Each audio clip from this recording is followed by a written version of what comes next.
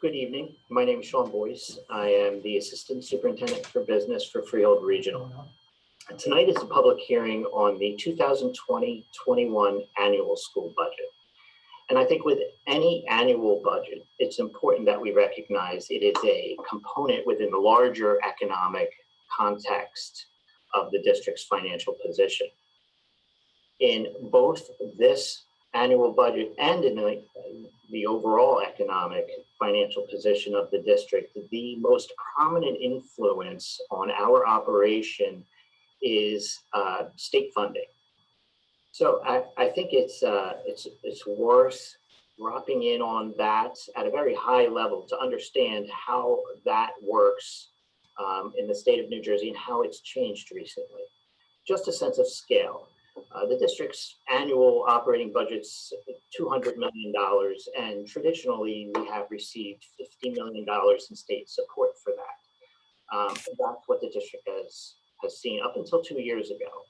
2 years ago, under Senate Bill number 2, commonly known as S2, there was a phase out of funding for certain school districts, a shift in funding really from certain school districts to other school districts. Under that 7-year plan, Freehold Regional is slated to lose 30 of that $50 million. So a significant impact to our revenue stream and ultimately to the operation of the district in the years to come. So I'm going to share my screen and let's take a look at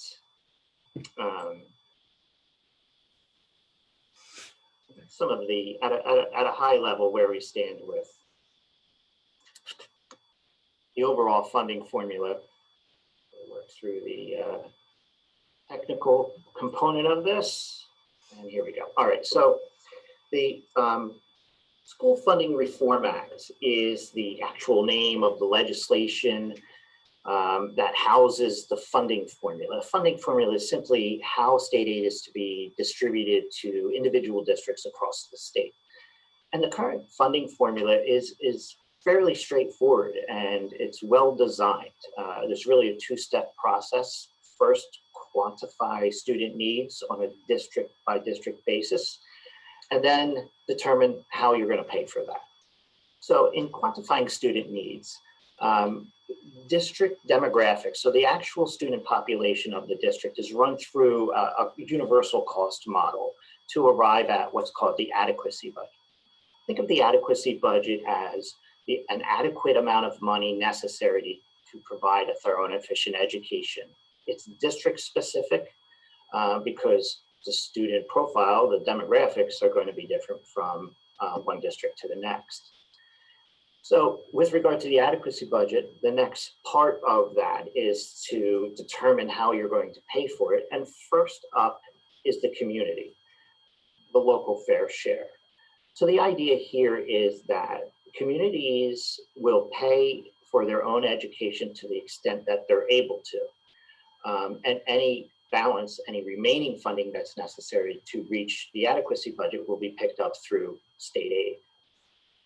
Now, the way this funding formula determines a community's ability to pay for its own education is really the point of contention in the current environment under this recent piece of legislation known as S2.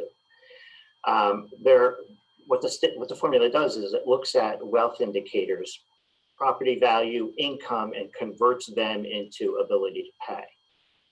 Our issue and all of the districts adversely impacted by S2 have taken the position, and we call into question the multipliers used into converting those wealth indicators into actual ability to pay. So let's see how that's played out over the years, over recent years. Here are the two, this is on the how are we going to pay for it side, right? So local fair share and state aid over a period of time. The red lines reflect what the funding formula said should happen, and the green lines reflect what actually did happen. So the local fair share, well, let's look at the two red lines. As you would expect,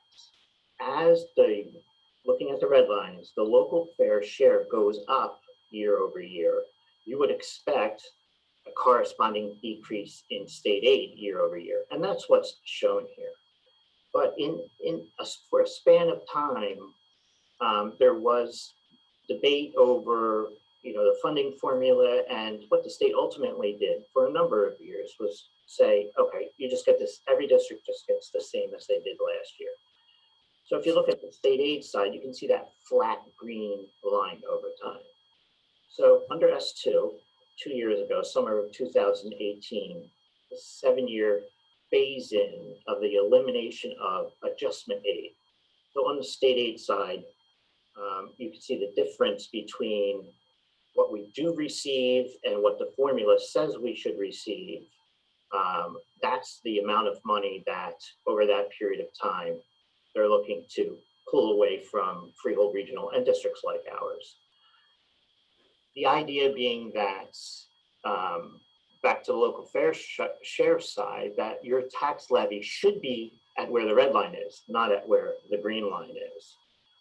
And what that differential is what the state's essentially saying is that your property taxes should be 20% higher than they currently are.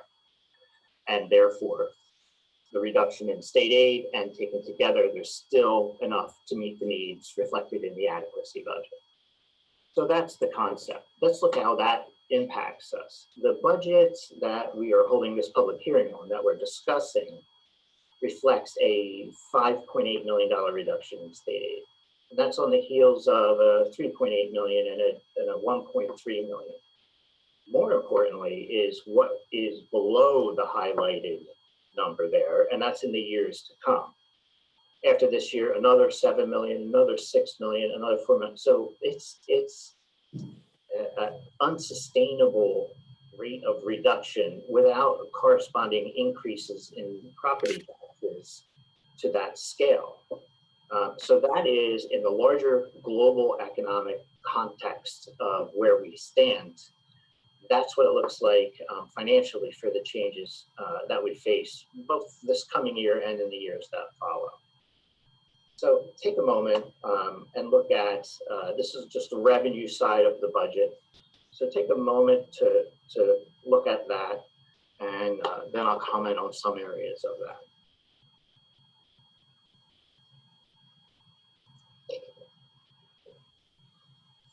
So you can see that this is organized in 3 overall funds. The general fund that houses the vast majority of our operation. Special revenue is grants, federal and state grants that need to be independently accounted for. And finally, the debt service fund is for payment on bonded debt.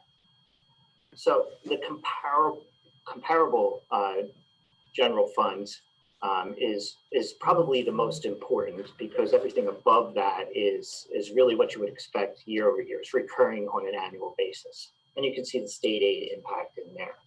But let me just comment on a few other items. Declining fund balance. So the district has, over the course of the last 2 years, as well as next year, drawn down its surplus available, but that's unsustainable for the years to come. We cannot expect that to be able to backfill deltas in budget revenues on a year-over-year basis, because it's being drawn down. It's not going to be there forever.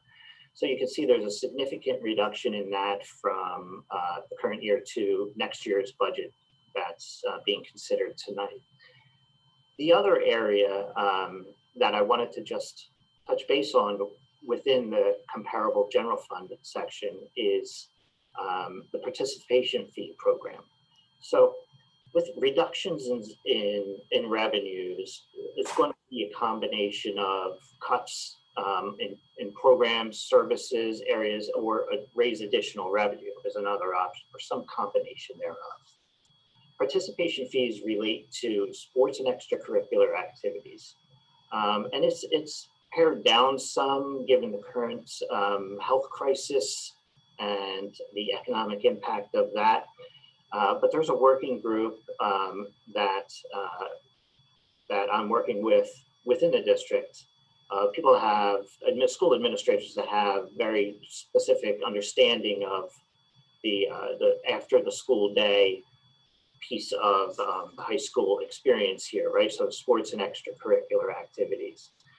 And we're just looking at all of the different models out there, working through the financial price points of it all.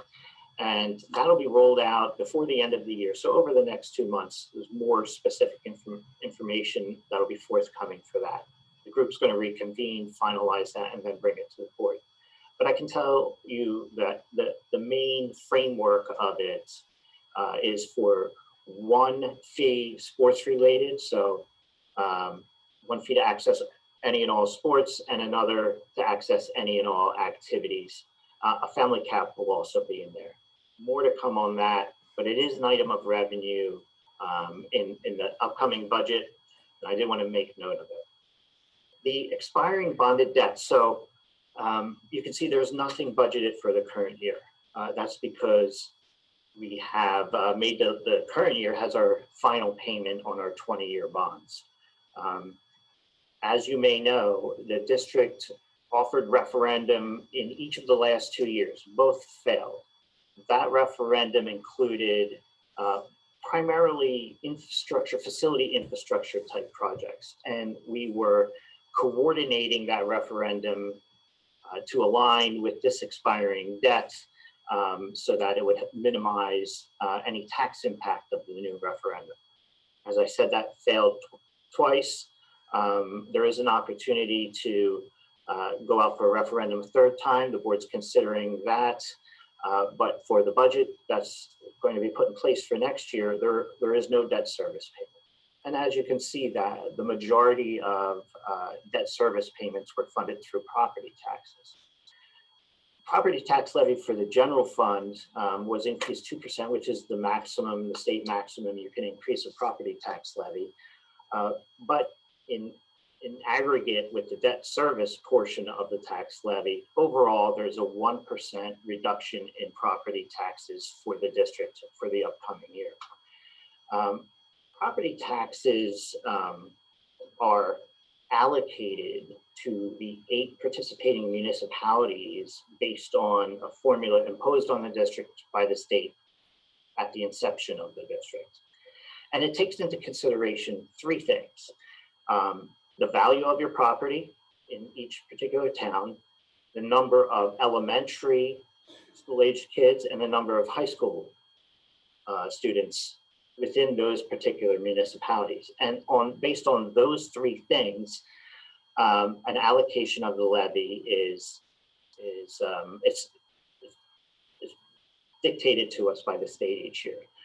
So as you can see, with an overall 1% reduction in the levy, the majority of towns are seeing a reduction in their property tax rates, with the exception of Farmingdale and Freehold Borough.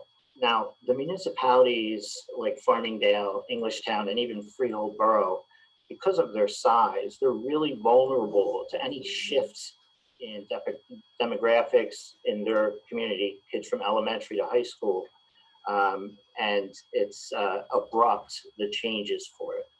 If we look at over the past 5 years for each of the towns, the percentage changes in their tax levy, you can see there's really no rhythm to it. And this is something that over the years, we've talked to legislators about different ways to try and smooth the edges of this, maybe rolling 3-year average, something that doesn't cause tax impact to spike up, down from year over year. As it currently stands, the methodology that has been in place continues to be in place. But for those smaller towns, Farmingdale, with an increase of 13 high school students, is seeing a significant impact on the allocation of the levy and therefore their property tax. So that's how property taxes included on our website is a more detailed presentation on the allocation of the property tax levy among the 8 towns. I would invite you to take a look at that for a deeper understanding of that. In the appropriation side, take a moment to look at that, and then I'll comment on some of the areas in there.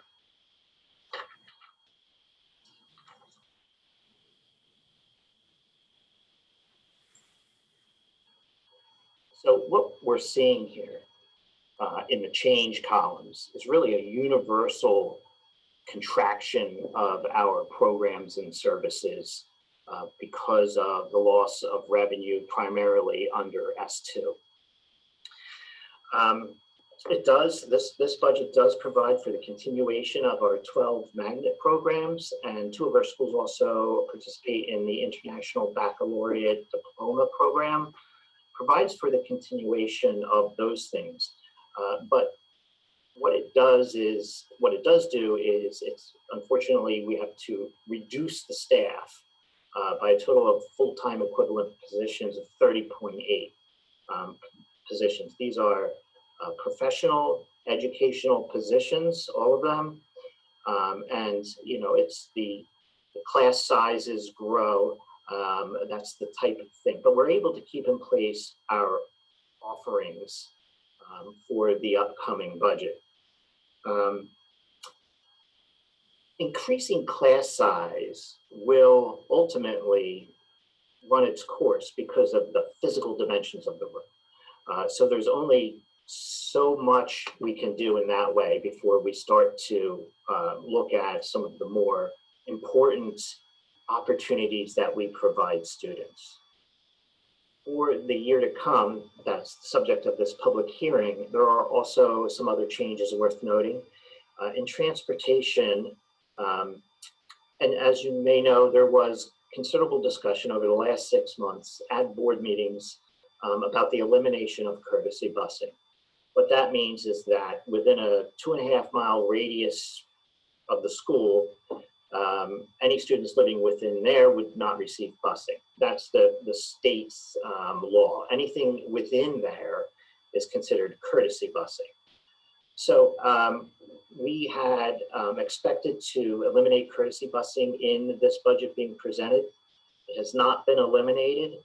And the reason for that is to take a year for the district to facilitate subscription busing if viable. Subscription busing is what it sounds like, parent-paid busing for any students that live within that radius. The difficulty with it is that the more families that choose to participate, the price comes down, but the fewer families that choose to participate, the price goes up. The cost of the run from a bus contractor is going to be what it's going to be.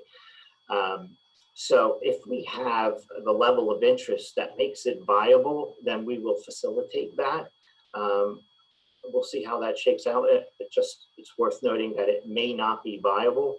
It might be just at too high a price point for families to consider doing that.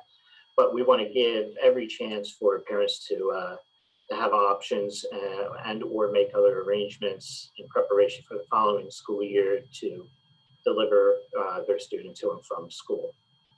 Another change in transportation, well, that was not a change, but there are 2 changes in transportation. One is the elimination of the after-school activity bus. And as you may know, there are buses that leave from each of our schools a couple hours beyond the end of the school day and bring students closer to their homes so that parents don't need to drive to the school to pick them up. That service will no longer be offered. For the school year, in addition, in the area of transportation, we're looking at consolidation of bus stops. So our current policy has a 0.5-mile maximum that a student would walk from their home to a bus stop. We've traditionally targeted it at about 0.3.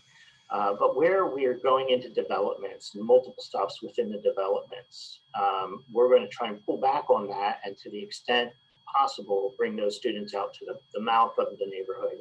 That'll create more efficiencies within the transportation operation, and that's something that we're going to implement going forward here. The one area of capital projects that is included in this budget is the replacement of 5 gym floors, rubber gym floors, and 2 rubber weight room floors. It has to do with mercury. We tested these floors and it had come to light statewide about the application in many of these floors at that particular time was not done properly, and there was the presence of mercury in those floors. And we did our own independent testing. And this is an area in the health and safety area, and it's something that we're not willing to compromise on. So we have pulled money from Capital Reserve, which is an area of the operation where you can accumulate money for big ticket facility items. This $2 million for that project essentially eliminates any money that we have in the Capital Reserve for projects going forward. Which brings me to the projects within the recently offered referendum that are going to still need to be done. So whether or not we have another referendum, if we do and it's unsuccessful, those projects, which is multi-million-dollar projects over multiple years, will need to be housed within the confines of every annual operating budget over time to get that work done. So understanding where we are with state aid, diminishing surplus, and now further stress on our resources to do big ticket facility improvements, talking about roof replacements and the like, that just amplifies the problem that we're planning for under S2. So, but on the appropriation side, you can see with the reductions almost all the way down the column there that it's reductions in state aid and fund balance available is impacting our operation and will continue to in the years beyond that. So, you know, our position under S2 has always been that Freehold Regional is a bit of an anomaly. S2 is a universal application to all districts. A regional district of this size is not typical in this state. And when you look at the magnet programs, dozen magnet programs that we offer here, and at the price point we offer it at, we think that this is really outside of that S2 mechanism. And we continue to advocate for that. I think I mentioned earlier, we've dedicated an entire section of our website for more information, advocacy, and more facts and data about S2. And I'd invite you to go there and look at that. But there are 31 high school districts in the state. And we are the largest by far. You can see where our cost per pupil is, our spending is relative to not only the high school districts in the state, but to any of the categories of district in the state, grade range operations. And you can see that it's at an outstanding price point. In fact, the budget being presented tonight is below adequacy by $1.6 million. Think back to adequacy, the yellow is the amount of money necessary to provide a thorough and efficient education. So not only are we comparably to other sibling districts, but districts across the board as being low spending, we are now at this point below adequacy. And if our trajectory continues as it currently is, we will go below adequacy even further in the years to come. So that is a quick overview of the operation, the budget for the upcoming school year. There are some references to presentations available on our website and further information available on our website.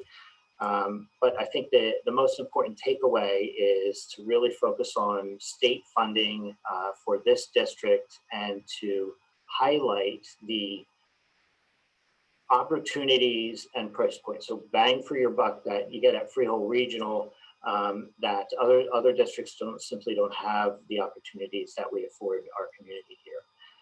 And that's something important, something we're looking to preserve. So thank you.